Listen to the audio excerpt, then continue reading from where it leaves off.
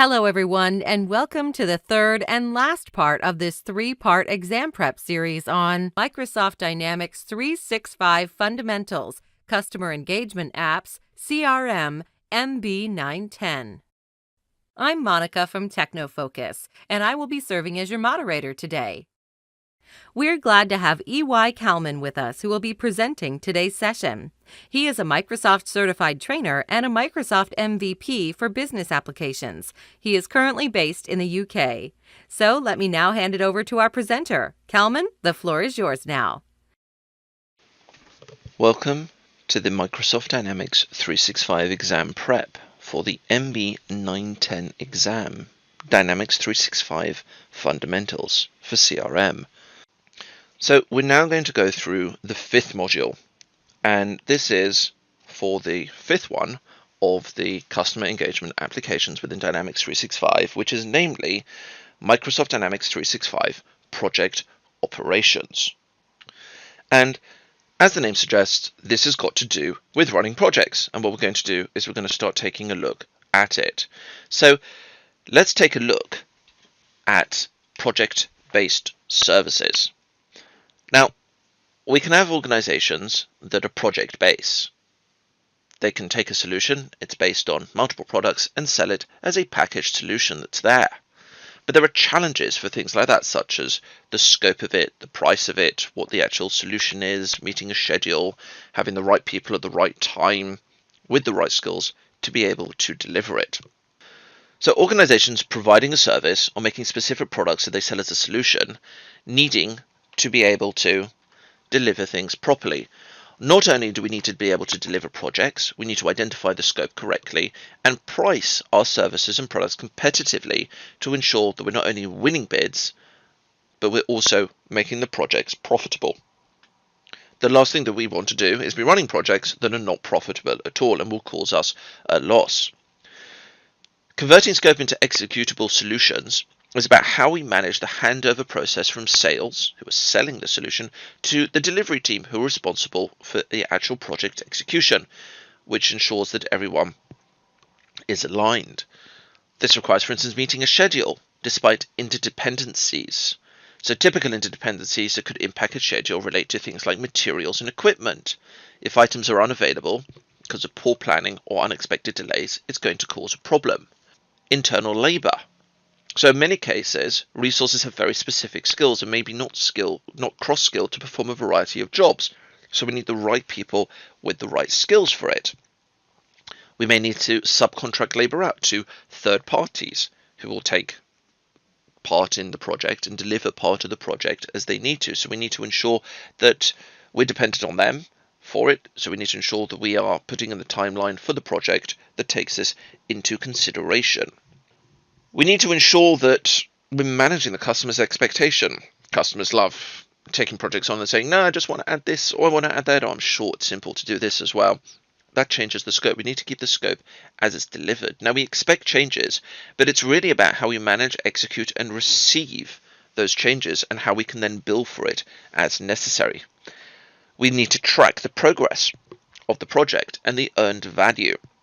We need to manage the actual progress against the project plan to avoid overrunning on time. So we're now going to take a look at some key terminology around projects. So an allocation is the assigning of available resources in the right way, as in it's not going to be very expensive for us. We want to do it obviously as financially beneficial as possible.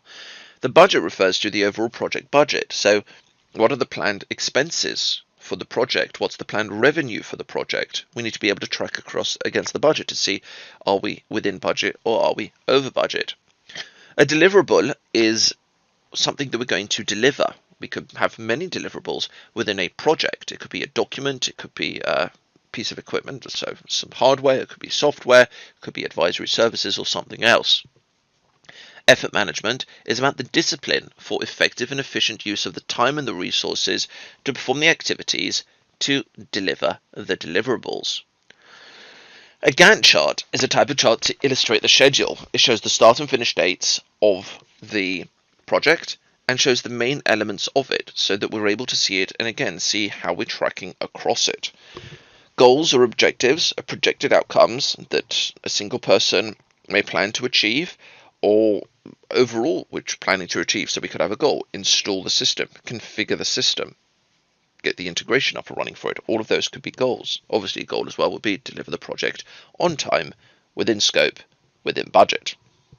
The level of effort, or LOE.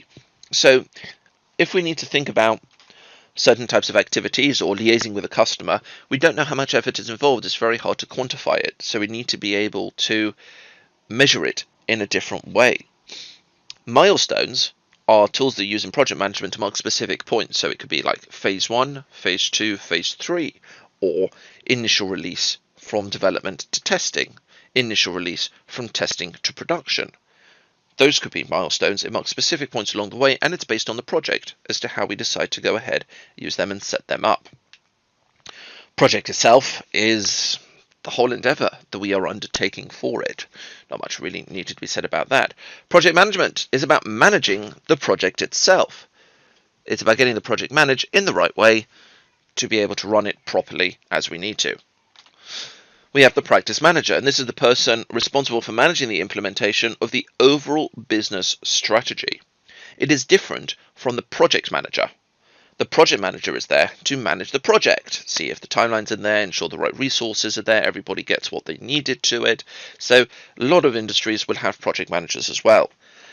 And of course, projects will have stakeholders, and the stakeholders are the people who will sign off and accept that it's actually being done. They are the key people within an organization, and they can be within our own organization. We can have stakeholders on our side, as well as the customer that we are delivering the project to, who are always going to have project stakeholders. They have that vested interest in the project completing successfully, within time, within scope, within budget.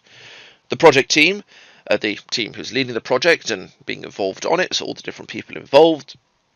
Resources are what's required to carry out the project itself, so things like people, facilities, funding, equipment, anything that's required for the project, for a project activity, is a resource.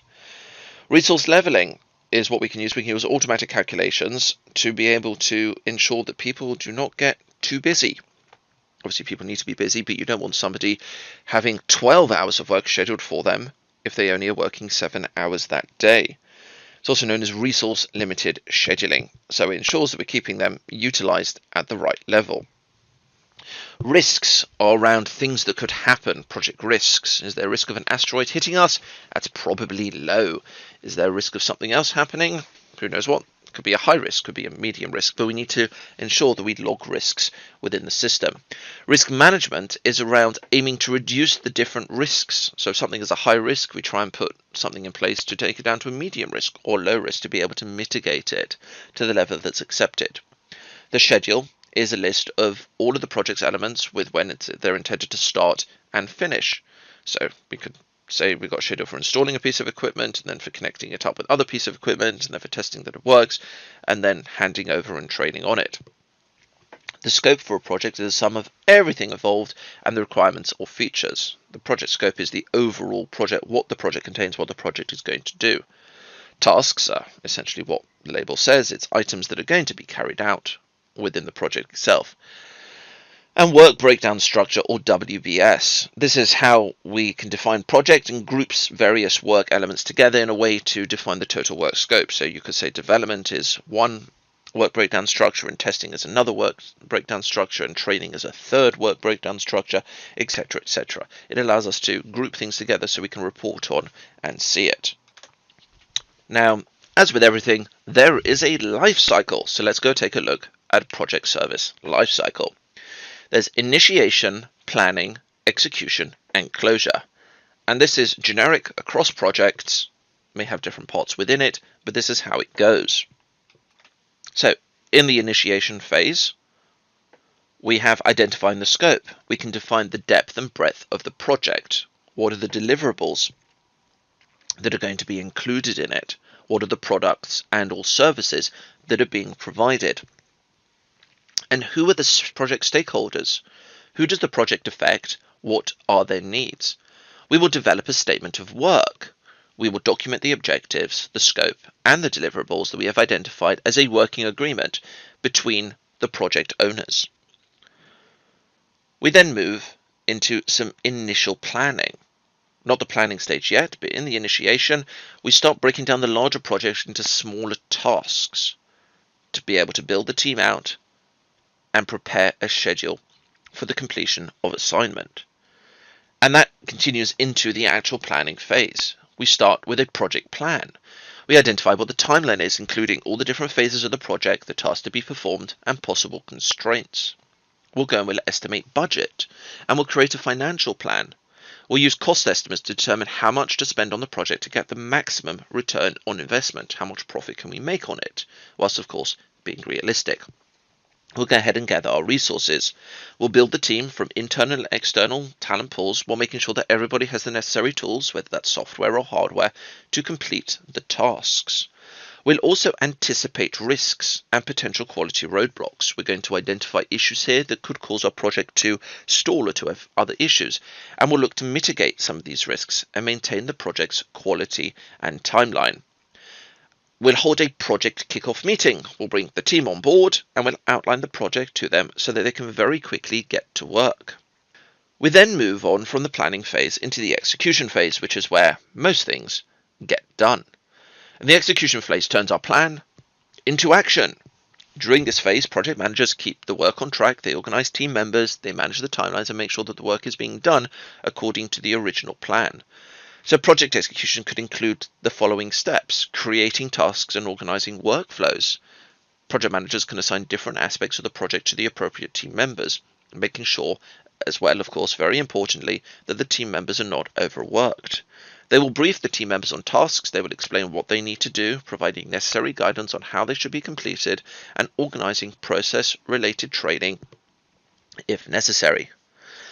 Communications, they'll provide updates to the project stakeholders and to the team at all levels to ensure that people know what is happening, and they'll monitor the quality of work.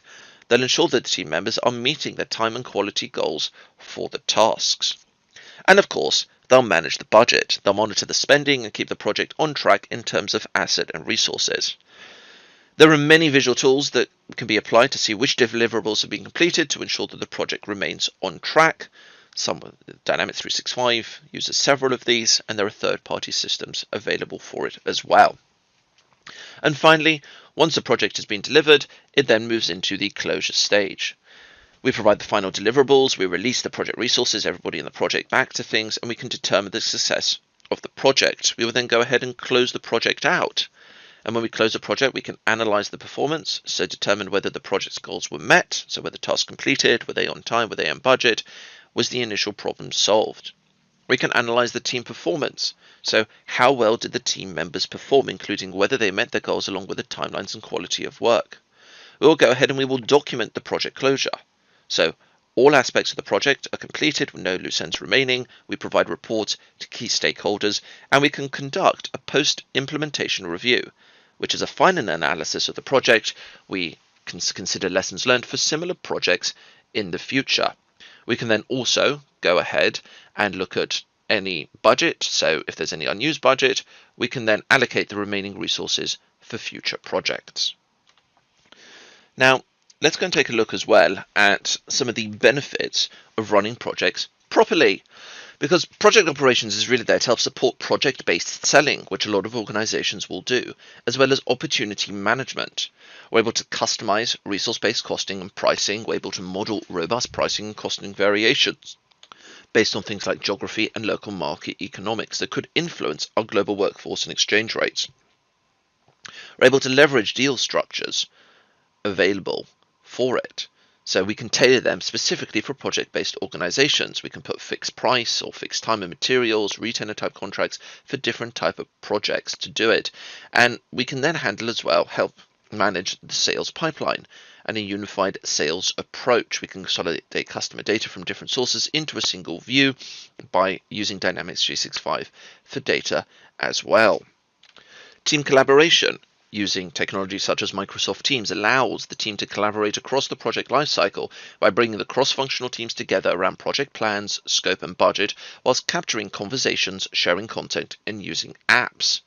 We have embedded Microsoft project capabilities, including things like accessible dashboards, task management scheduling, interactive Gantt charts and work breakdown structures.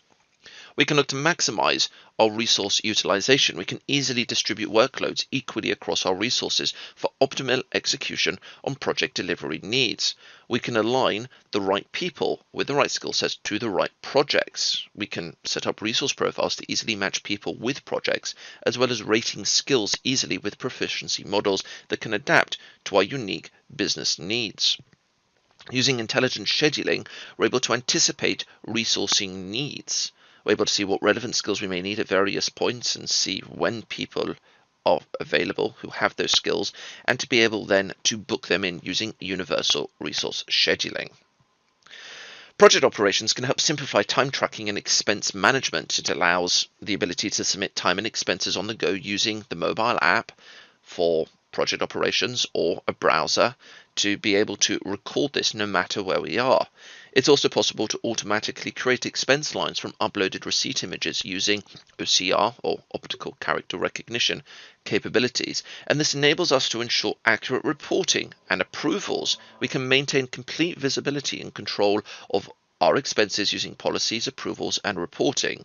Managers absolutely love these capabilities. Leaders can see what's going on. People can submit, approve, process, and reconcile time and expenses anytime and anywhere. We're able to recognize the revenue accurately and on time. We're able to cultivate best practices and support global teams by keeping to our published accounting standards and practices using things like project financials and revenue recognition models. With this, we can get to a higher accuracy for project accounting. We can leverage the project cost and revenue profiles for fixed price or time and material billing through a combination of accounting rules for cost and revenue, accruals and postings. We can quickly review project statements and forecast cash flows to get in-depth project financial information. We can connect, as I mentioned earlier, to an ERP system. So Dynamics 365 can automatically integrate with Dynamics 365 Finance or other systems as well. So it allows us really to give a better visibility within our organization, within the customer as well, to be able to ensure that we keep track on it. Now we have different types of deployments available. So we have a light deployment, which is the deal to pro forma invoicing, which uses capabilities from the custom engagement apps and integrates them with third-party ERP solutions for invoicing and revenue.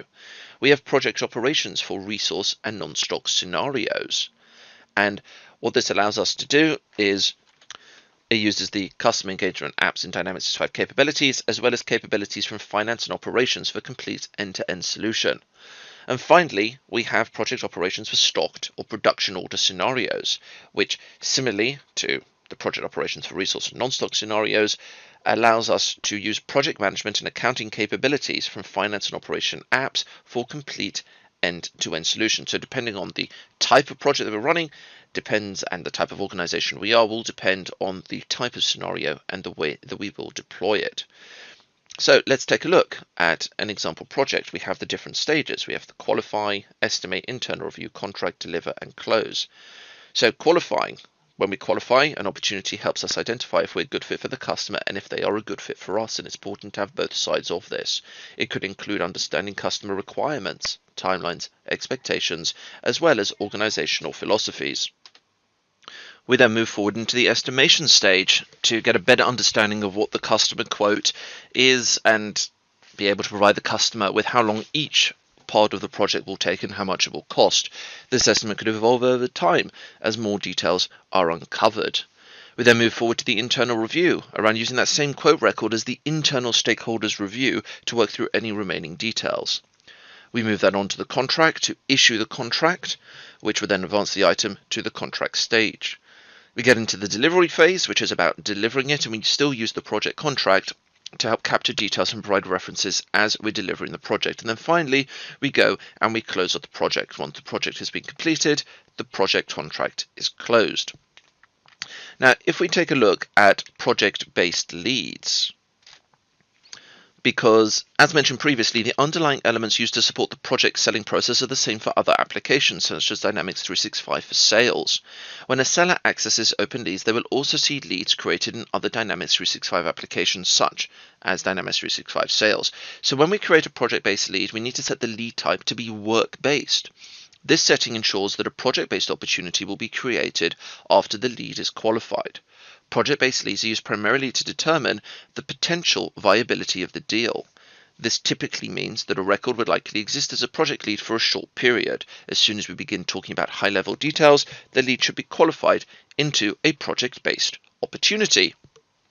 So delivery of project-based services typically involve extensive human resource time, considerable expenses for travel, material costs, and other expenses. It is important that this information is captured and documented early on in the process. Many companies have their operations for delivery spread across multiple geographies, for example, so therefore costs related to project execution and delivery can vary based on geography or the division that will manage the delivery. This can therefore have a direct impact on the margins of the deal. Project opportunities provide more specific details such as the potential revenue, the timelines, the work to be done, etc. As mentioned at the beginning of this module, many organizations use project opportunities as the true qualification stage in their sales process. Project opportunities are also generally where a sales team spends most of its time and effort. Project quotes are where we will build out the proposals for project work. They will typically provide much more detail than a project opportunity because they will provide more specifics such as details relating to the individual line items, including billing details, invoicing, and more. Another advantage of leveraging project operations for project-based selling is the fact that the project that we are selling can be based on the items that we are quoting to our clients. While the project quote is being created, an estimated project plan can be built and tied to the project quote. And by providing project visibility to project planners and managers during the sales process, the organization can factor the project into their overall planning. This therefore helps ensure that they don't find themselves unable to staff a project after it is sold. It also ensures that if the quote is won, the project can easily be moved from an estimated status to the next phase in the process without having to recreate everything from scratch. So if we take a look at the use cases for project contracts, we have the owning company, which is the legal entity that accounts for cost and revenue. The contracting unit is the division or practice that owns the delivery of it. Cost currency is the currency in which costs are reported. And the sales currency of which the estimated actual sales amounts are recorded and shown, and the two can be different. The billing method says how it should be billed, such as time and materials, or based on a fixed price. Transaction classes define the type of the cost of an item, such as time, expenses, fees, taxes, equipment, etc. Project price lists are used for default prices for time, expense, and other project-related components, and the invoice schedule is around when we're supposed to invoice for the project. Each contract line can have its own invoice schedule available for it. So we have the whole project process available, starts new, it goes through to quote, planning, delivering, completion, and closing. And we get to see the overall project status, and it uses color coding, such as green, yellow, red, to indicate increasing risks. We can comment. So the project manager can enter specific comments about the status along the way. There's also timestamp to indicate when the status was last updated, and we're able to see the performance of the schedule and the cost performance, which helps to indicate if our project is on or behind schedule. Project managers are also able to manage the project teams. They can see who the team members are, they can see available resources. It allows us to be able to book a named resource based on the requirements generated. We can generate requirements themselves to define what is needed, again with patterns, and we can submit requests for people to be able to join the project. So we have a team member grid, and we can do all of these things from it, which allow the project manager as well as all the other project participants to see not only who is involved in the project, but also see what is planned for them. Now, we've already mentioned several times around expenses, so let's take a quick look at expense management. Now, the expense experience available is based on how project operations has been deployed. Full deployment is available for project operations for resource and non-stock based scenarios, or project operations for production order-based scenarios. Basic deployment is available for project operations for resource non-stock based scenarios, and light deployment is around the deal to pro forma invoicing. So depending on the type of deployment allows us to record expenses in different ways. If it's a basic deployment, it only allows us to record basic expenses. But if it's a full deployment, it allows us to create policies such as expense category limits, credit card imports, per diem allowances, etc. So based on the type of deployment, we have different expense options available to us.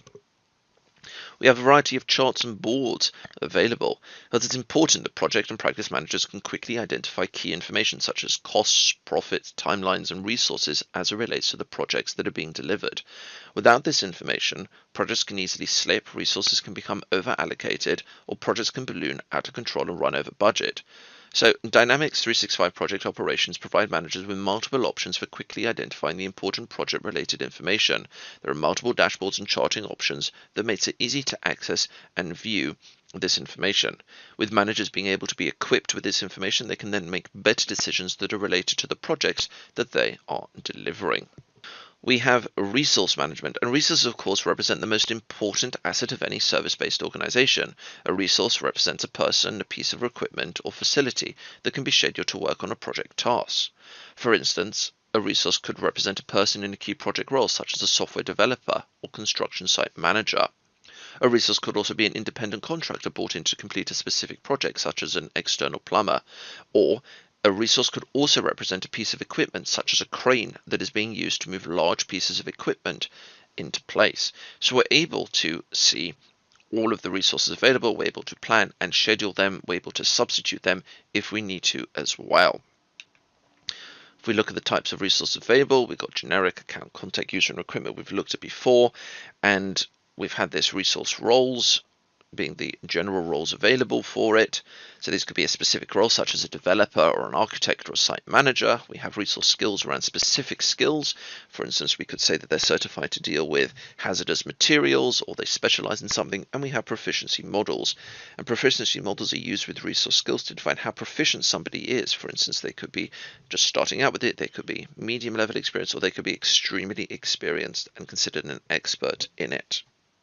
So we can take the types of resources, we can then assign people to them, we can take skills and roles and proficiency models and put it all together to give us the matrix that we need in order to run a project properly and identify the resources and bring them on board as we need to.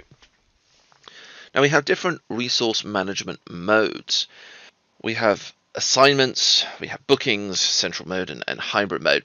So assignments represent the commitment of a resource to project tasks in the project schedule. Assigning tasks help the project manager understand who will be responsible for completing it. For example, if we have a resource who's Bob assigned to a project, it may not happen for several months, the task that they need to do, so we don't want to physically commit the task to Bob at the moment. It's important that Bob's schedule still appears open in case they need to be scheduled for something else. Bookings represent the allocation of a specific resource to a specific project. For instance, if we get closer to the time of the task, to the date of it that was tentatively planned for, we create a booking for Bob that would physically block off that time on Bob's schedule, so he cannot be scheduled for anything else. We have central mode, which is where the project manager defines the resource requirements at the project level. A resource manager then can find and propose qualified resources, and the project manager can accept or reject the resources that are proposed by the resource manager. Now, central mode has those two roles as a project manager and a resource manager. Hybrid mode enables both project managers and resource managers the ability to book resources. And when they look at resources, what they have is they have the resource calendar available.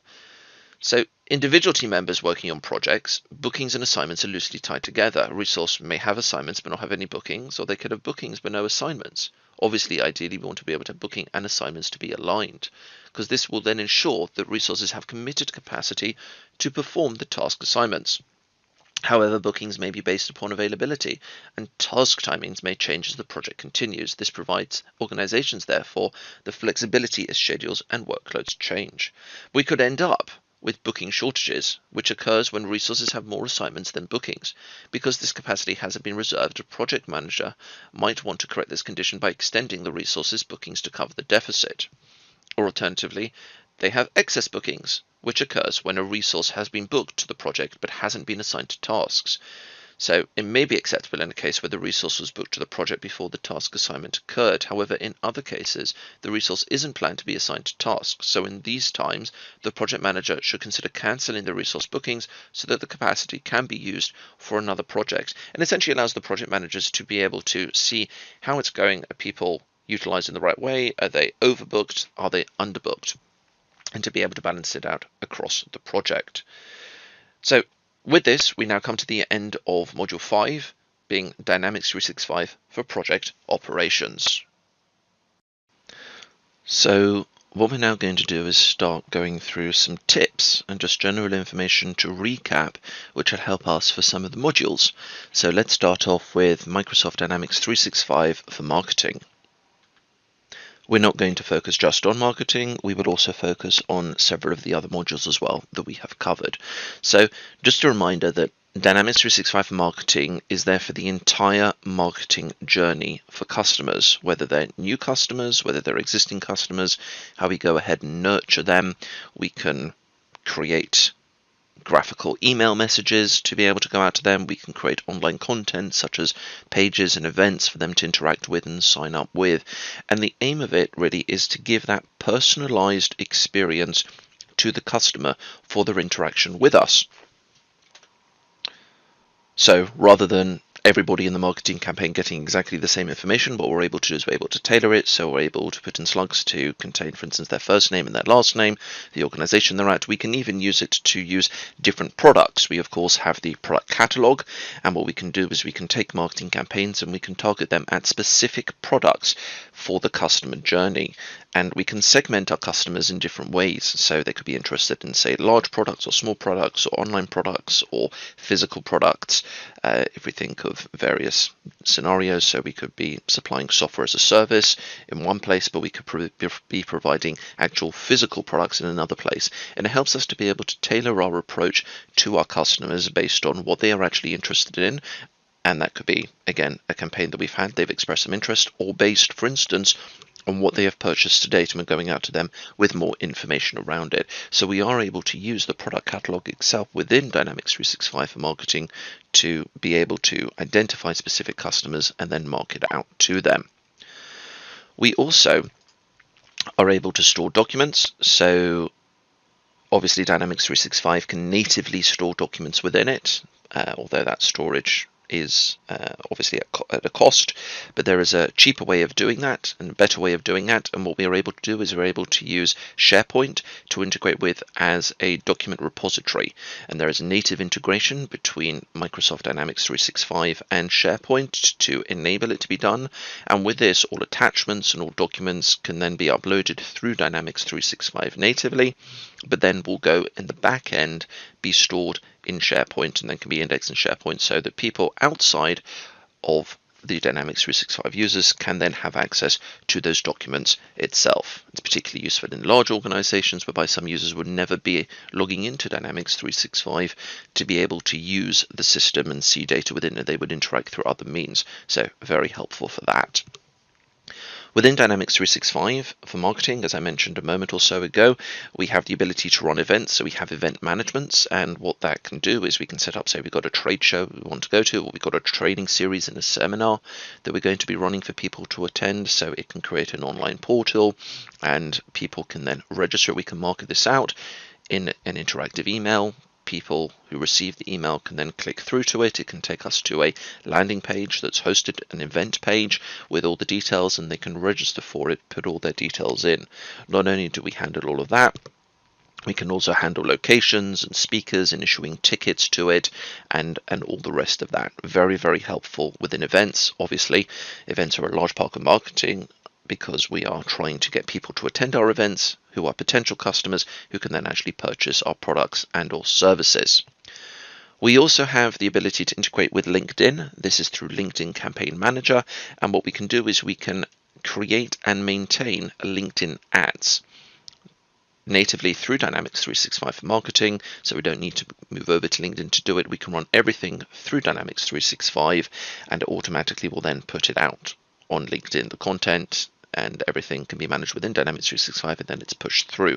So there is a native integration for that, and it allows us also to identify on LinkedIn the segments and the types of sectors, for instance, that we may want our customers to be in. So we could want them to be C-level executives in the automobile industry, so things like the chief executive officer or the chief operating officer if we were marketing out to there, or it could be other specific sectors or types of people. It can base, for instance, on the job title or the type of organization they're connected with. So we're able to use that within marketing itself to be able to target them for the ad that we want them to be able to see. Within marketing, of course, we have the customer journey. And what this is us being able to set out how a customer should be interacting from the first point until when they're actually on board with us and they've signed up for a product or a service. And what we can do within the customer journey is it's not just a single line that every customer needs to go down. We can create branching rules within it. We can see the interaction. We can see how on a marketing campaign each customer has interacted and how far along the journey they are, which is really key to those reporting metrics for us to be able to see that information and to work out how well we are doing. Is everybody still at the beginning of their customer journeys, or people actually progressing through, or are there any issues through it, which allows us to be able to identify and tweak it as necessary. We have customer segmentation, which, as we've already mentioned, is about looking at the different segments that we want to target. This is because we wouldn't be taking a shotgun approach, one size fits all to all the different groups that we want to market to. That's not particularly effective. Instead, what we want to do is we want to target specific sectors and adapt our marketing campaigns according to those sectors. And this is what customer segmentation is about. It allows us to create groups in which we can then target with targeted marketing campaigns, which could be very different across the board. So it allows us to be able to do it. When customers then come on and they go through the campaign, they can then sign up. What they can then do is they can ask us for a quote. And this is converting. This obviously marketing customers come in, they create a lead, leads to opportunities leads to quotes, and we can then quote the details for a product, or services, or both, if that's what the specific customer is interested in, and we can then send this out to a customer. So this is what a quote is. Dynamics 365 Customer Voice is an online survey tool. So we can create questionnaires, we can create online forms for potential customers to fill in, and we can include that in our marketing information. So we can go out to a specific segment and we say, are you interested in these products? And they could fill in information about if they're interested, would they be minded to buy them, what other information that we may want to capture around that.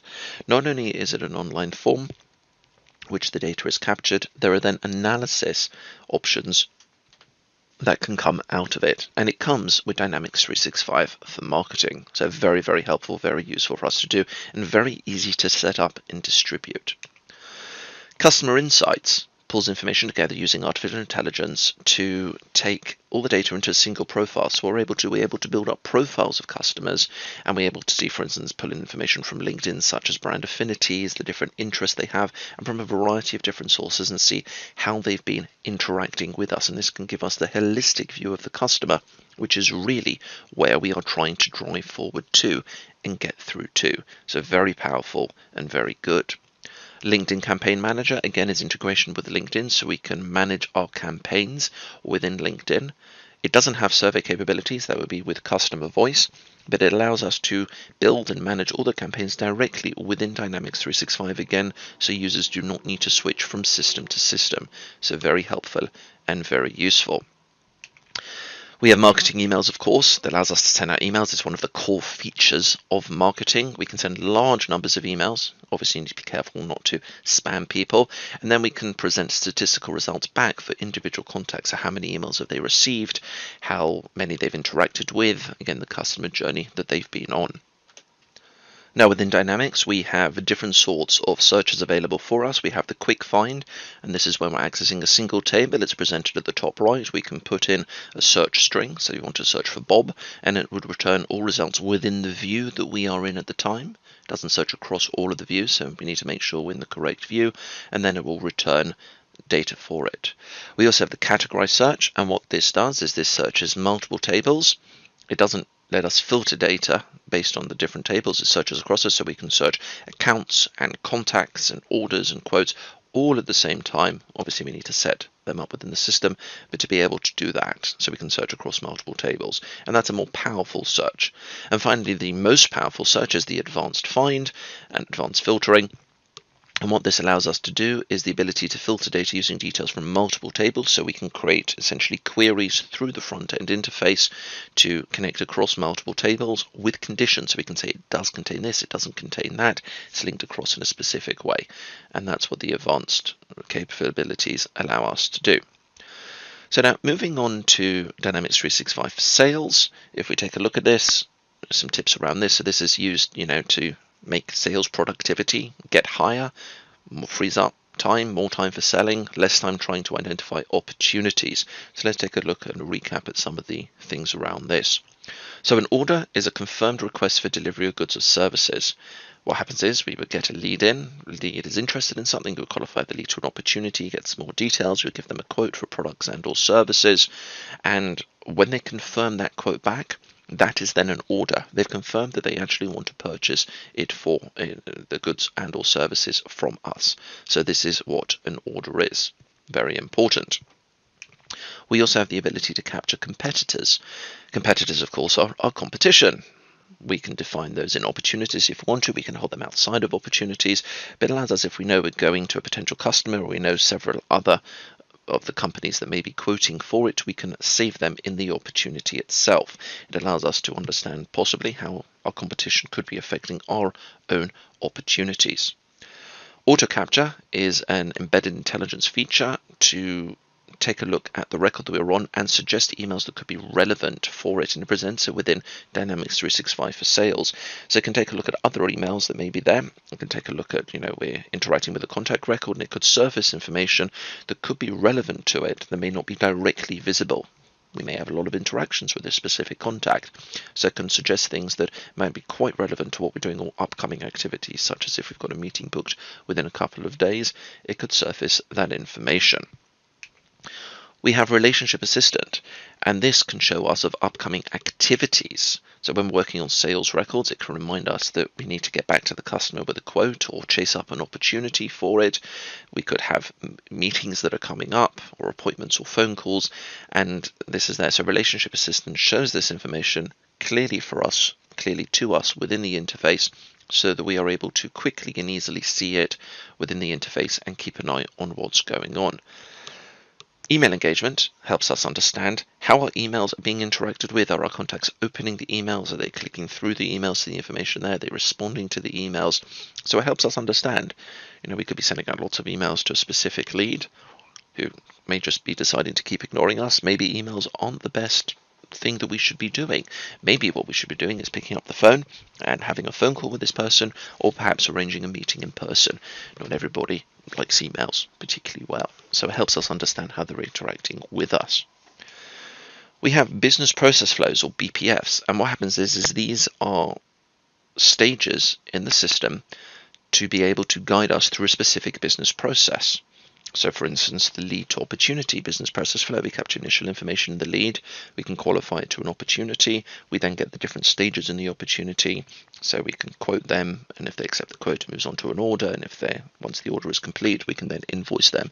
And this ensures that we don't miss out important steps. We're following the actual business process. There are no notifications that pop up. We do need to open the records to be able to see them, but once they're open, we can then move forward with it and ensure that required information is indeed captured very cleanly, rather than having lots of columns on the record that we need to scroll up and down to see where we're capturing and move across tabs. We can put those within a business process flow. The record timeline, or the activity timeline, is available for most records, and what it does, it displays all activities, notes and posts related to a specific record by date. It displays in date order, so things like phone calls, emails, appointments, meetings, any custom activity type that we may have defined. All of these are shown within the record timeline, the activity timeline, and we're able to scroll up and down it, and able to search within it, and able to add additional notes and posts within it as we may need to. So let's now go look at customer service. So customer service is really around what it says on the tin. It is customer service. It allows us to be able to support customers. We can create case records. We can handle phone calls, activities, and tasks, and other sorts of things. In essence, it's a full customer service capabilities. Now within customer service, we have knowledge articles, and knowledge articles are there to be set up to be able to be referenced, like frequently asked questions, or if we think of printers going wrong, customer contacts us with a specific issue with a printer, we can look up a knowledge article relating to that printer, if it's happened before, if we know about it, to be able to surface the information directly back to the customer. It helps us resolve cases much quicker, because this is something that's happened before possibly, or something that we can reference, rather than needing to go away and investigate deeply. We have the information there, at our fingertips that we can then provide to the customer. So very, very helpful for that. Queues are there to handle cases, not just cases, but other things as well. Emails that come in could go into a queue as well.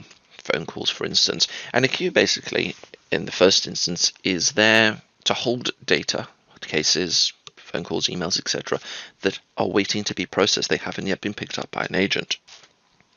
It is possible to use queues as well to move things from one queue to another, so we could have a general inquiry queue and then we could reassign an item in there once we've triaged it to a priority queue or to a specific technical queue, so we can handle that. But essentially it's there to hold activities and cases that are there in the system and not actively been working on by a specific user.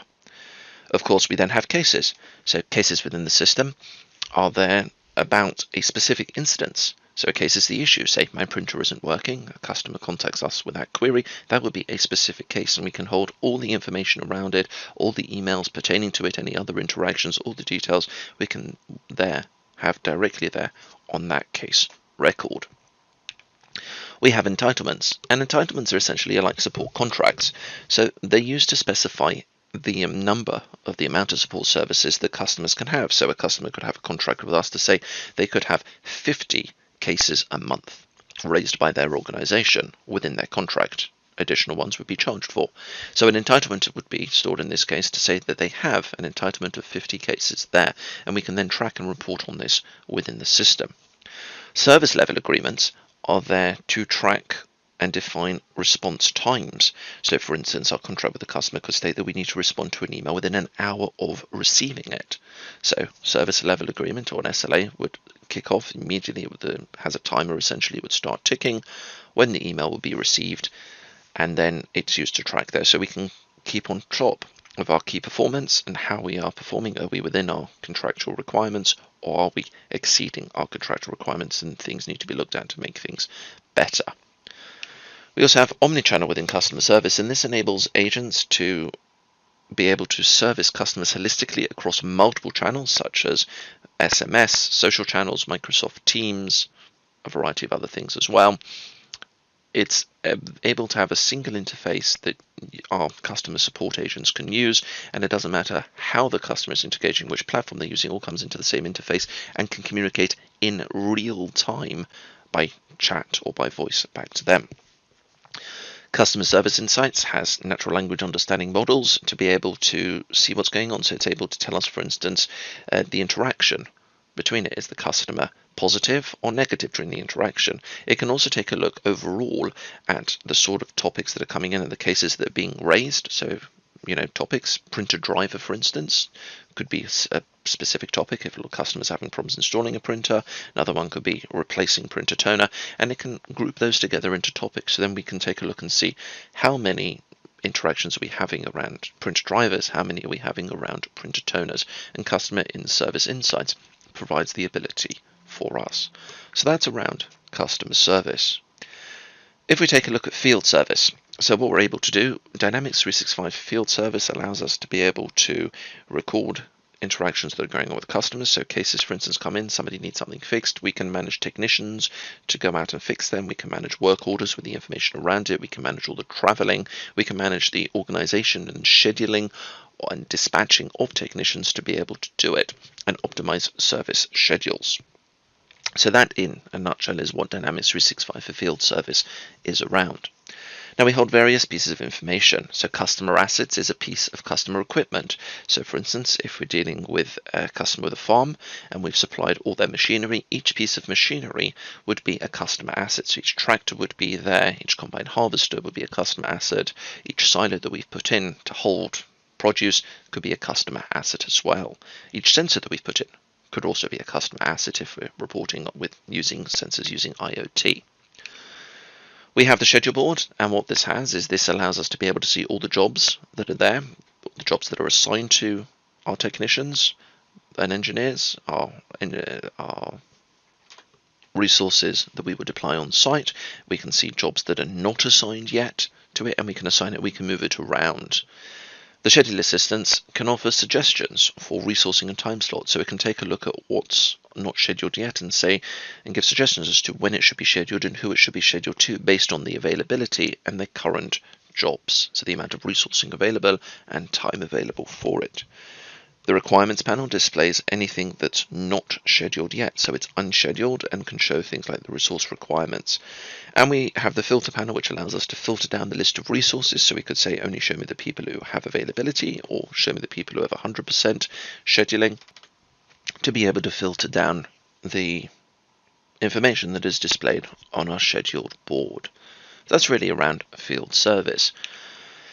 And we also have project operations, and this is around dealing with enhanced project management. We're able to do scheduling of resources for the projects, we're able to see the tasks available, we're able to use Gantt charts and work breakdown structures and report on everything around it, which is very, very helpful.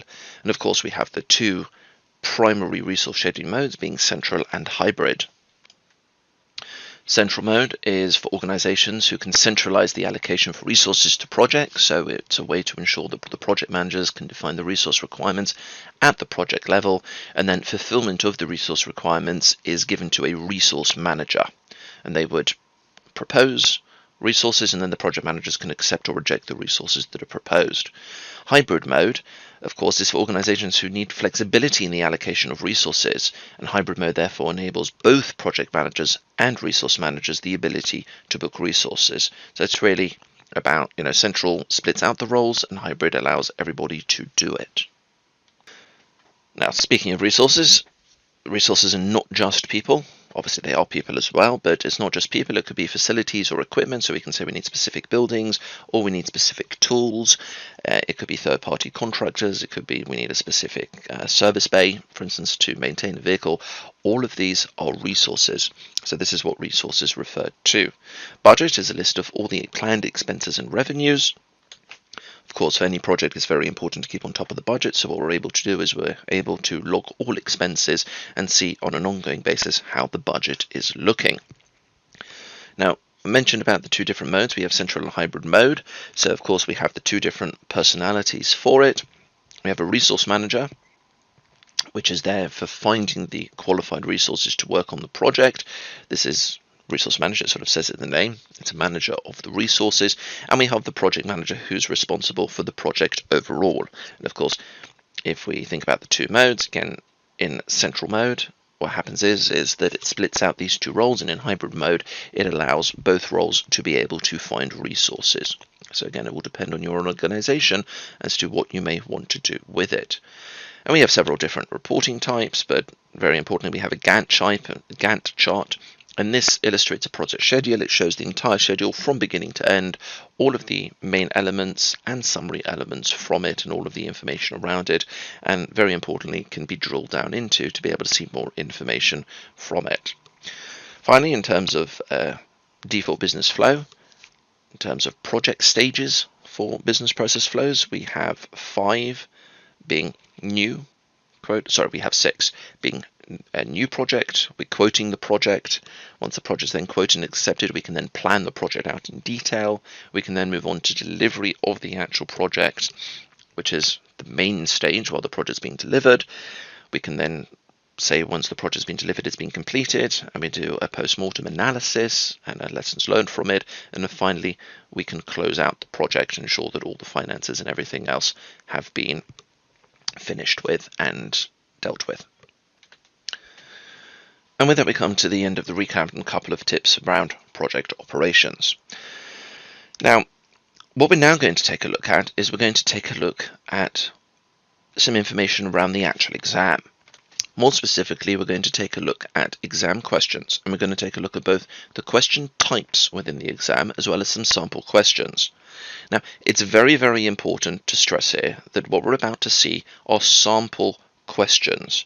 They are not indicative of any of the content that you may see within the actual exam, and they should not be used as a study reference. You need to complete the training course and your own self-study, and as well gain sufficient hands-on experience for taking the actual exam.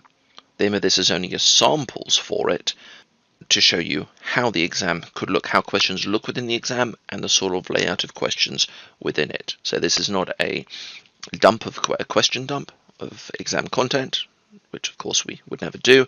This is purely to show what it could look like and just to be able to reference it so that you are familiar, if you have not sat a Microsoft exam before, with the way that questions are structured and are done within the exam.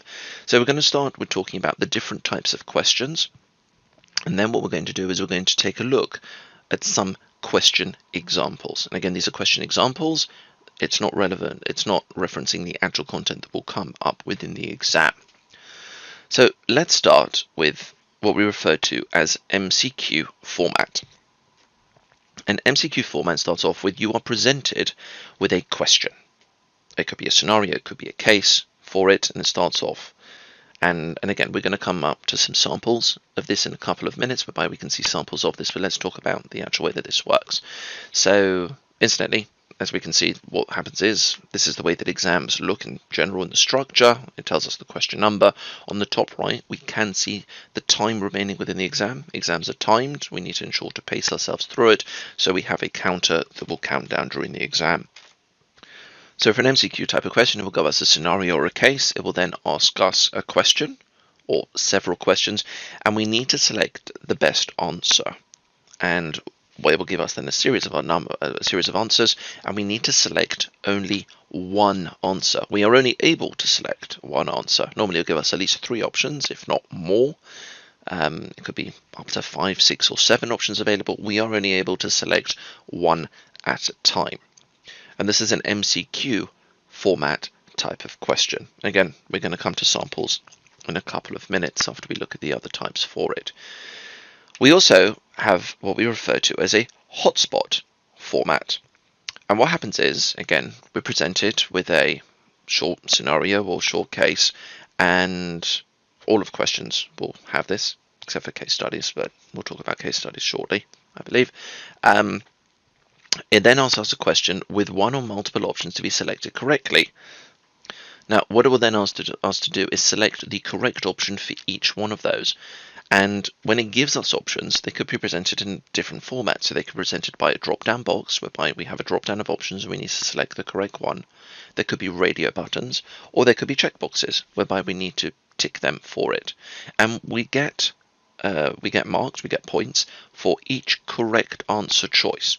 Now, it's very important to stress this, right? Because if we select a wrong answer, we do not get penalized for incorrect answers. So it's not that, say, you would get 10 points, and I'm saying conceptually 10 because we do not know how they're marked. Microsoft marks the exams themselves. So it's not that if you select the first answer correctly, you'll get 10. If you select the second answer incorrectly, you get 10 taken away. You don't get penalized for incorrect answers. So it's important to always try and select an answer for it. And generally, your gut feeling is pretty accurate. So you read through the question carefully, you read through the scenario and case carefully, then you look at the questions carefully, and then you think, what feels right based on my knowledge? You may know it immediately, but you may not know it immediately, and if you don't know it immediately, that's not a problem. Think what feels right, and based on what feels right, you can then select that. You can obviously come back and review them later. You are able to review most questions within the exam. If you cannot review it, it will say you are unable to come back to it, but otherwise you have the ability to select the box at the top to say review later, and you can come back to it. You can move backwards and forwards between them and change it later if you want. But generally, a gut feeling is pretty good. So this is hotspot format itself. Next, we have build list format. And what a build list does is it will give us, again, an item of what we're actually trying to do, and then it will give us steps to be able to go ahead and select them. And what we're needing to do is we're needing to drag the steps from the left hand side, or we can select them and click the left and right arrow buttons, and we need to move them from the left hand side of the screen to the right hand side of the screen. And we need to do this in the correct order. Now, usually we're presented with more steps, more actions than are actually accurate, than actually needed. So for instance, if we would actually need to only carry out 3 of them, we could be presented with 4, 5, 6 or 7 of them. And what we need to do is we need to move them across and put them in the correct order. Now again, I reference what I said a minute ago or so. We don't get penalized for it being in the wrong order. So if we have one in the wrong order, we don't get penalized for it. If we have additional one added in, then we don't get penalized for that as well. Obviously, if we haven't selected all of the correct ones, we wouldn't get enough points for it, or if we have all the correct ones there, but they're in the wrong order, again, we wouldn't get all of the marks for that as well. We can also reorder them within there by selecting and clicking the up and down button. So it will ask us to carry out, and we can move it across. If we select something correctly, we can move it back, and we can drag it back to the list selection for it. And then we move on to the drag and drop format. And drag and drop format allows us, we have a list of options on the left side of the screen, and we can drag them across to the right side of the screen. So again, we have a scenario, we have questions, and what we need to do is we need to put the right option against the different answers. Now, in this scenario, specifically with drag and drop, what we can do is each possible option can be used one time, or can be used multiple times, or it doesn't need to be used at all, because we'll have multiple options there, and sometimes they can be used multiple times for each individual answer line. So it's not that you have to use each one separately, they can be there, and sometimes some of the options presented will not be used at all.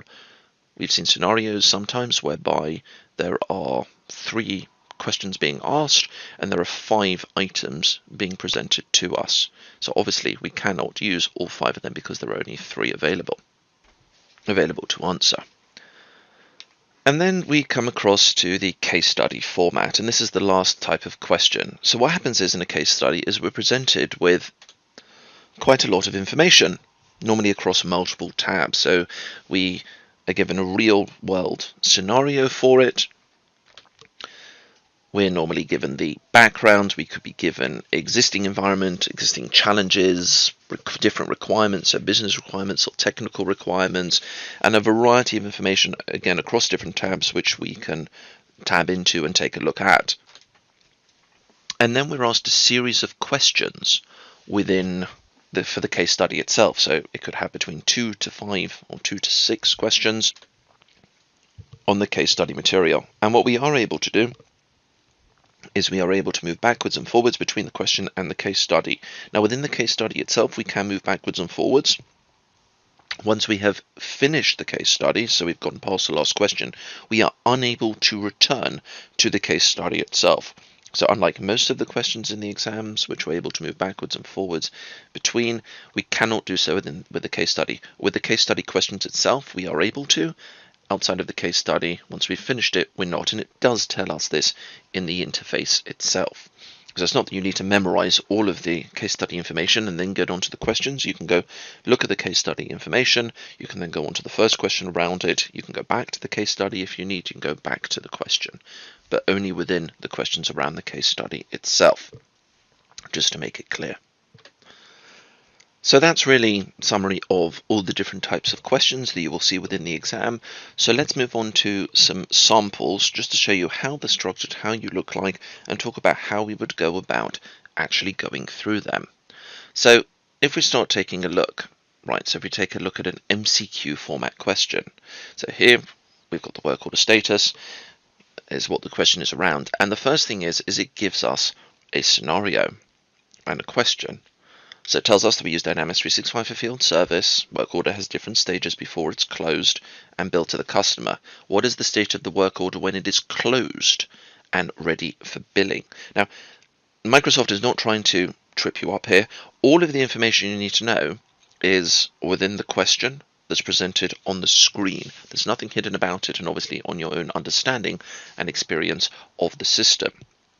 So we have different states of work orders available to us. So we can take a look and we can see we have A, B, C, or D. A is open scheduled, B is open completed, C is closed posted, D is open in progress. All of these are viable options within the system. None of these are made up, none of these are incorrect in terms of they will not appear within Dynamics 365. They're not made up and absolute fantasy options. All of them are valid within the system. So obviously we need to go through it and we need to work out what is it. Now if we know the answer, sometimes we can immediately pick which the answer is, and in this case for MCQ format we are only able to select a single answer. We cannot select multiple answers. So we'll select one of them. So sometimes we may know exactly, sometimes depending on what the question is, we may think about, what seems logical, what doesn't seem logical, and we can go through the process of elimination. So in this case, it's talking about what is the state of the work order when it is closed and ready for billing. So that in itself gives us a clue. The work order itself is closed. So A, B, and D in this case, the work order is open, scheduled, completed, in progress. But in this case, it's asking us, well, again, reading the question properly and going back to it sometimes and reading it again, because it may be, in this case, it's 2 lines long, it could be 5 or 6 lines long, but reading the question carefully is what we're really wanting to do to be able to understand it. So in this case, what is the state with the work order when it's closed and ready for billing? And because it's closed, and we only have one option for closed, it would seem to be that the correct answer is C, which is closed - posted. And then that would be the correct one, which is indeed the correct answer for it. So this is an example for the MCQ format. So if we take a look at SLAs, so we use Dynamics 365 for customer service and SLAs, service level agreements, for case management. Which steps should we follow to add a timer to track the time against enhanced SLA? Choose all that apply. So we have multiple ones that we could be using for this. So do we enable it for SLA? Do we create SLA KPI fields? Do we create an SLA? Do we create quick view forms for each SLA KPI instance and add it to the primary form? Or do we add a timer control to the primary entity form? Now we know that there are multiple items that we need to do. So the question is, what do we need to do around it? Well, in the case of E is about adding a control to a form, which means that it would then be on all the forms that we do. And we know that there are going to be multiple steps that we need to do for it. Now, do we need to enable something to be able to have the control on it? No, controls are separate from it. So I don't think that it's going to be E in this case. So I've got A, B, C, and D.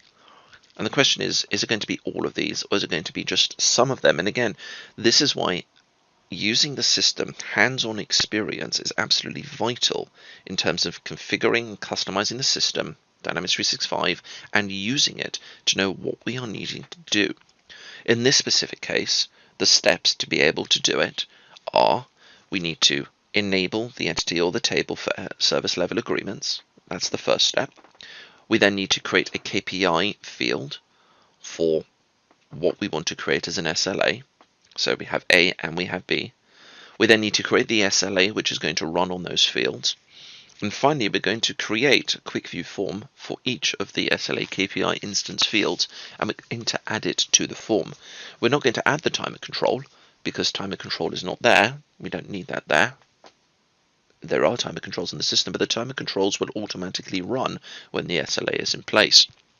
So in this specific example, the correct answers, multiple choice, are A, B, C, and D. There are 4 of them. So this is how a multiple choice question and answer would look like. So let's go ahead and take a look at drag and drop. We've got a couple of examples of this. As we can see, the question is around field service features. What we can see is on the left-hand side, we can see the options available, which are geofencing agreements in the RMA. And on the right-hand side, we can see requirements and answer area. So it asks us, it tells us we're Dynamics 365 for Field Service Administrator. We need to configure features and use the features based on the requirements. So which type of features should we use? It says drag and drop the appropriate queue items for the requirements in the answer area. Now, we have 3 options available on the left-hand side, and we have 3 requirements. And as I said a couple of moments ago, this doesn't mean that we're going to use each one of these once. It could be geofencing could be the answer to all of these items, or it could be that geofencing is for 2 and agreements for 1, and we wouldn't use RMA. So we don't need to use all the options that are available. Sometimes, again, we could have 3 requirements and we could have 5 or 6 options, and we're obviously not going to be able to use them. So what we would need to do is take a look through and think, which is each requirement? So the first requirement is about enabling the system to process return of parts and equipment at a customer's location or asset. So which one of the options would fit that? The second one is around automatically generating work orders and invoices with predefined details. Which option is around that? And the third requirement is around configuring virtual perimeter zones around work areas to be serviced by a technician. So which option fits that? Again, our familiarity with the system and our hands-on experience will enable us to be able to go through and answer these. Now, in this specific case, what we actually have is each of the options is able to be used. So we would use the RMA for return merchandise authorization, for processing returns. We would use agreements for automatically generating work orders and invoices, and we would use geofencing for creating a virtual perimeter zone. Again, this may not be the case in the case study you are actually seeing within the exam, which is important to note. This is how drag and drop works. And if we drag something across and then we realize it's the wrong thing, we can drag it back over to the queue options on the left and then select the right option to go forward with it.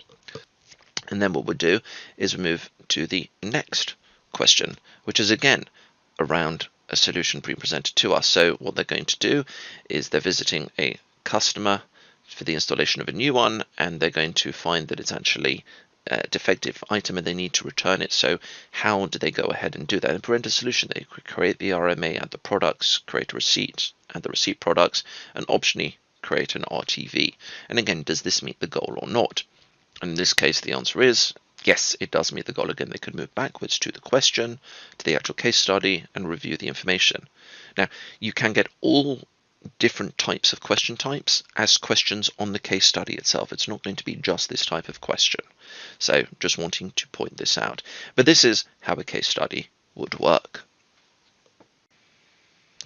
Okay, so let's go ahead and take a look as to how we actually go and schedule the online exam. So what we need to do is the first thing is we need to visit the exam page. So in this case, it's the MB 910 exam, so we need to be able to find it on the Microsoft website, and then once it's on there, what we can do is we're able to click to go ahead and schedule the exam. And usually we would do this scheduling with Pearson VUE, or if you have a different method, you've been advised of a different method to do it, then please follow that. Once you've clicked to be able to schedule it, what you should then do is select your country, because this will then show you the approximate price based on it. Most countries are shown in dollars, other countries are shown in different amounts. The price for the exam will vary based on the country that you are located in. So you select the country and then you can go ahead and you can click schedule. And what this will do is this will then load up your profile. Now, if this is the first exam that you're scheduling, you will need to create a Microsoft certification profile. And it will prompt you to do this, and you will need to enter your details. You need to ensure that the details that you enter are the same as on your legal form of ID that you are going to be using for the exam, as you need to show proof of ID as to who you are for when you're taking the exam, so you need to ensure that this matches it. So you fill in all your details, your name, your address, your telephone number, contact email, etc., and save it. If you have already got a Microsoft certification profile, so you've already got an ID set up, then you would log in with that, and then you should just check that your information is still accurate. It could be a while since you took the last one, for instance, and you could have moved address, change phone number, so just check that it is up to date, and again, it does match the ID that you are going to use. Once you're happy with that, what you can then do is you can click continue, and then you can start working through it. Now, very occasionally, there can be a blip in the service, and you will receive possibly a slight issue with it. In that case, refresh the page and try again slightly later. And once you click next, what it will do is it will then give you the opportunity to check if you have discounts. You may have attended a Microsoft event, in which case you may have a free voucher or a discount code. You may have it from another exam as well. With discount codes, we'll actually enter it later on in the process, and I will talk about that in a couple of moments. But what we can do is you can enter an email to see if you've got a discount. If, for instance, some companies will have all exam vouchers purchased from Microsoft, which you will be able to use. So if you enter your email address in, personal email address or work email address, if your organization has them and offers them to you, some organizations do that. Not all organizations do, but then what you can do is you can enter it and it will check to see if it is available. And once you've checked, It will tell you if it's available or not, and if it's available, you can select whether you want to use it or not. You don't have to use it. And then you can go ahead and click the Schedule Exam button at the bottom right-hand corner. And what this will then do is this will then ask, how do you want to take your exam? There are several options for it. It's possible to take it at a test center if you have a test center that is open, where you go in person and you will use one of their systems for it. You will log on, you will turn up, you will show your ID, and obviously having booked it for the date and time, and we'll talk about date and time in a moment, and you'll be able to do it. But a lot of people are taking it remotely. You can do it at your home or your office. It's a proctored exam, and by proctored I mean that there are invigilators who are, or proctors who are watching to ensure that nobody else is in the room. For instance, you don't have any materials near you. So what you can do is you can click on the online at my home or office, and then you can run system test, because you need to ensure that your system is compatible with the online exam taking software. So what this will do, when you click system test, it will download a piece of software, and this is the system check software. So what happens is it will work through 3 different items. It will check that your microphone is working, it will check that your internet speed is of a minimum speed and works, and it will check that your webcam is working. Now, if there are any issues that are reported in this, don't be alarmed. What you can do, it will tell you what the problem is, and then you can go and fix it. So for instance, if your internet speed is too low, try switching to another internet connection, or perhaps moving to a different location. It could be, if you're connected via wireless, that you may want to switch to a wired connection, for instance. And what you should then do, when you believe that you've sorted out the situation, you can then run it again, and what you should get is you should get 3 ticks, 3 green ticks to say that everything is fine in terms of the system check.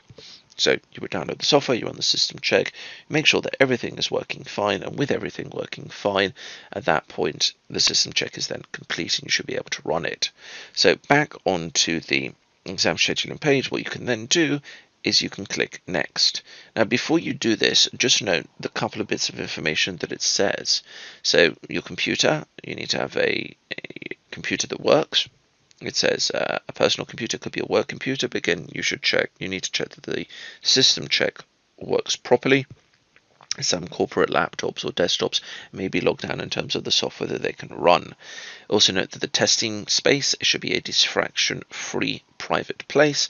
As we mentioned earlier, we shouldn't have anything around, and nobody else is allowed into the room. And what will happen is the proctor for your exam, when you log in, will ask to check this with you showing it to them on a webcam. It will ask you for your photo ID. This is your government ID. And as I mentioned a couple of minutes ago, you need to ensure that your profile has your name as displayed on your ID. If it doesn't, if there is a discrepancy between it, then you will have an issue and you may not be able to go ahead and take the exam. And this is what to expect when you log in for it. You should be logging in about 15 to 30 minutes beforehand to be able to then wait for the exam to be released to you. So you shouldn't be logging in late. And there is a small video which you are able to click to view, to watch it. When you're happy with that, you can click next. And this will then bring up the exam policies, and these all need to be accepted in terms of, especially most of these are around being able to do it remotely, that you need to run the software for it, that you need to be able to log in on time, and that the proctors will invigilate you and have the right to cancel the exam if they suspect any problems are occurring with it. So you do need to accept all of these in order to be able to advance. So with having accepted all of them, of course, what you then do is you would click next to get onto the next screen. And on the next screen, what you're able to do is you're able to select the exam language. Now, the language that's available will depend on the exam. Not all exams have all languages available, and you will need to select one of the available languages. If there is a language not listed that you want to take the exam in, unfortunately you will not be able to take it. You are only able to take the exam in the languages that are offered. So we can see several examples on the screen here. This is what potentially it's currently offered in, but languages and language offerings do change over time. So you should select the preferred language for the exam, because this is the language the exam will appear on your screen. Once you're happy with that, you can then go ahead and click next. And then we'll ask you what is the language that you want the proctor to speak. If your proctor needs to talk to you, you can select, again, you have a selection available here of languages that are available. Now again, you can only select languages from the list. If the language is not here that you want to use, unfortunately you will not be able to. Once you have selected a proctor language and click next, what you will then be able to do is see the dates and the times available. And you can click through the different dates. You obviously can't select a date in the past, but you are able to select a date up to several months in the future, and you click on the calendar. You can move backwards and forwards through the months by the right and the left arrow buttons, and you can then see displayed underneath the times that are available, which for some exams could be around the clock, and it depends on the availability for it. Obviously, the further you get into the future, the more likely is that an exam slot will be available for you. So you select the date, and then you can select a time. If the date doesn't have any times that you want, or the convenient or any times at all, you can obviously then select a different date and view it. So once you're happy with the date and the time, what you can then do is it will then bring you to the checkout process. So on the checkout process, what you're able to do is you are able to see the overall details for it. So the exam that we're taking, the language that it's in, it will tell you the length of it, it will tell you the date and time, both the check-in time as well as the start time. It will also give you the option to purchase additional resources and products, such as official practice tests, which are available as well, which you will, if you wish to purchase these, you're able to do that. And as it will say at the bottom of the screen, your name must exactly match your identification that's presented at the test center or the exam, or you'll not be permitted to take it. Please just ensure that it is there, and it will give you an estimated price of what the exam will cost. This isn't the actual price necessarily that you'll be paying. I'll talk about this in a moment, but this is the estimated price. And the reason why it's not necessarily the actual price is because this doesn't show any taxes that are added on. Depending on which country you're in, will depend on what level of taxes may be added to the total. But we will see that in a screen in a moment. So once we're happy with that, we could add additional stuff to the order if we wanted to for the official practice tests. You don't have to, it's purely up to yourselves. We can then click proceed to checkout, and it will give the exam rescheduling and cancellation policy, and it's very, very important to read this through, because this will tell you how you can cancel the exam if you need to, or how you can reschedule it, and it does change from time to time. So for instance, you may be able to reschedule it within 7 days for no cost, but less than 7 days, you may need to pay a fee for rescheduling it and cancelling it as well. So please ensure that you are absolutely familiar with this, because this does change from time to time. Microsoft and Pearson VUE do update this depending on a variety of factors. Once you're happy with that, you've agreed to the policy for it. Also got some exam rules incidentally around you can't have mobile devices or watches, and no one else can appear on the webcam and or be heard by it, and you can't speak aloud.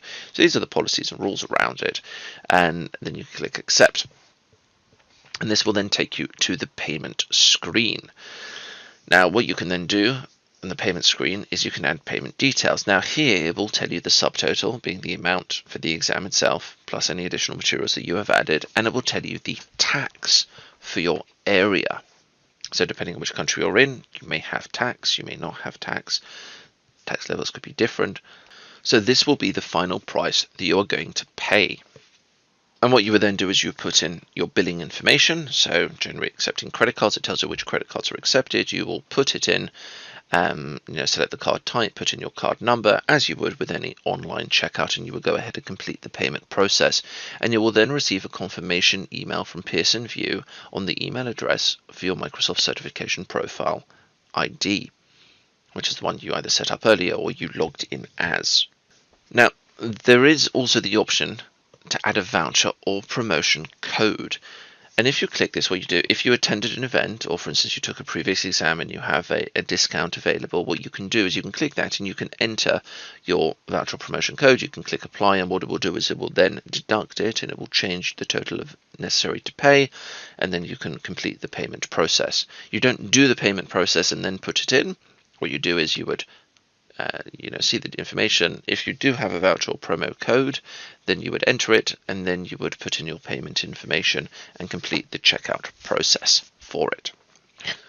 So that covers that. You receive an email. I would then highly suggest that and recommend that you go and you put an appointment, a calendar entry, into whichever calendar tool that you are using, Outlook for instance, and then you know that it's there, because it doesn't send a calendar entry for it, it just sends an email.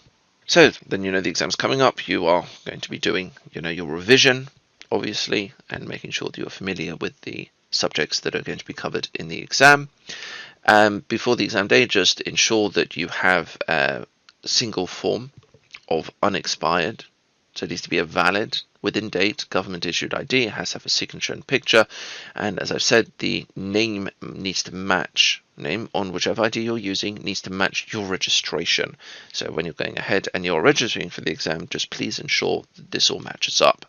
Now this does, the form of ID does differ based on which country you're in, but generally it will allow you to accept passports, which have to be valid, they can't be expired, and driving licenses, which again have to be valid and not expired.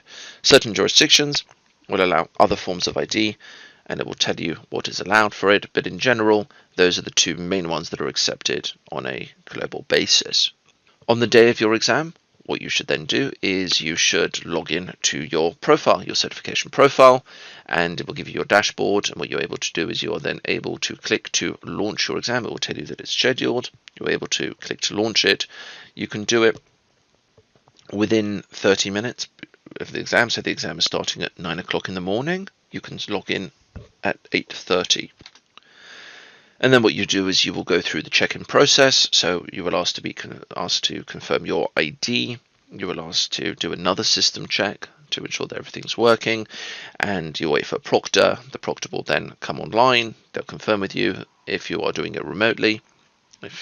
Which is why you're doing the system test and providing the ID as well, is that the proctor will then ask you to display the room. So turn the webcam around just to check there is no material, there's nobody else in the room, and will then, once they're happy with it, they will then release the exam and allow you to start. If they're not happy, they will tell you why they're not happy. They may say you need to move things around, you may need to cover up external screens, or you may need to change where you're sitting, for instance, in the room.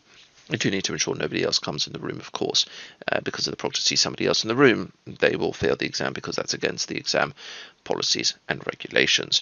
So once the proctor is happy, they will then allow you to start the exam, and the proctor will be monitoring yourself during the exam to ensure that everything is again according to the rules and regulations for exams.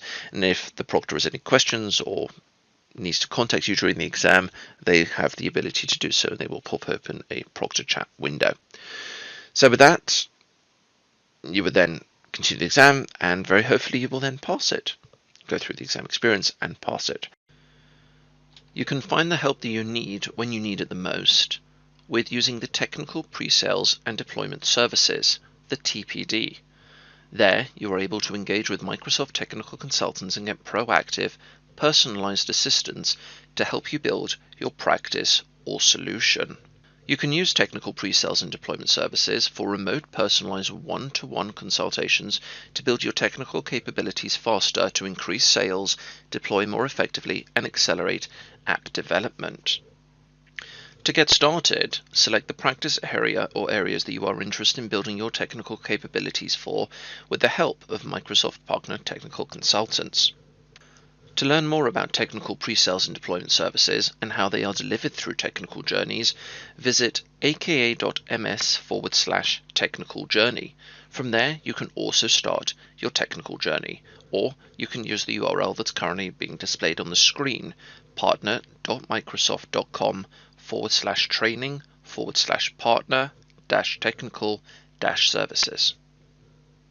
So thank you very much for attending this series, and wishing you the best of luck with your MB 910 exam. Thank you, and have a lovely day. Thank you for sharing all the valuable information on this exam prep session. I hope this will prove useful to our participants while preparing for their exam. Thanks to all our participants for being with us throughout this series. We wish you all the best for your exam. Goodbye.